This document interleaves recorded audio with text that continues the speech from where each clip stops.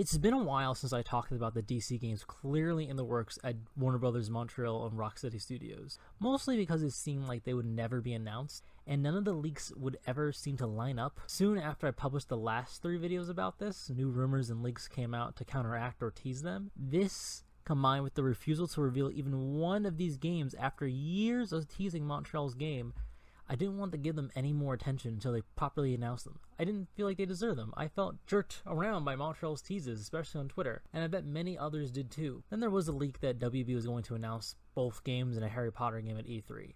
I almost made a video then. Then there were the leaks about WB Interactive being sold off to pay AT&T's debts. I didn't make a video then. But now, this week, the leaks have been far too big, too strong, and they're making me eat my word. Not only do we seem to know exactly what these WB Montreal and Rocksteady games are, we know what they will most likely be called, and most importantly, when they will be announced. August 22nd, 2020 at DC Fandome.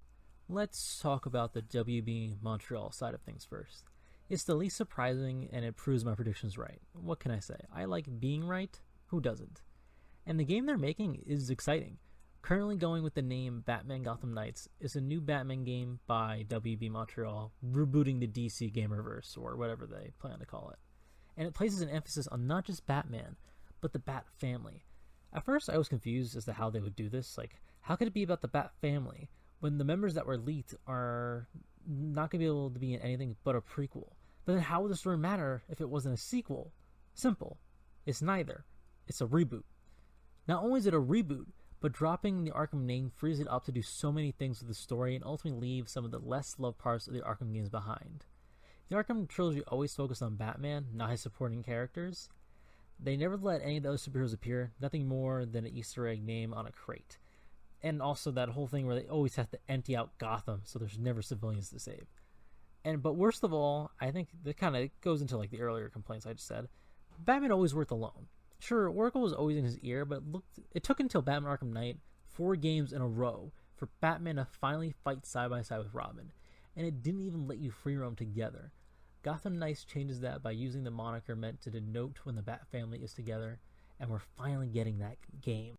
From old rumors, we're supposed to get Batman, Batwoman, Batgirl, Nightwing, Red Hood, and a Robin, not sure which one, probably either Tim Drake or Damian Wayne.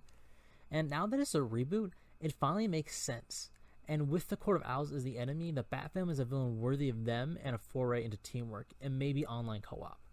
With WB Montreal, the only bad thing about the new leaks is that the announcement has been delayed from E3 to DC Fandome in August. Though, as an avid DC fan, this event sounds like a dream come true. Now, the story on Rocksteady isn't so positive. Okay, the first thing this rumor does is make me out to be wrong.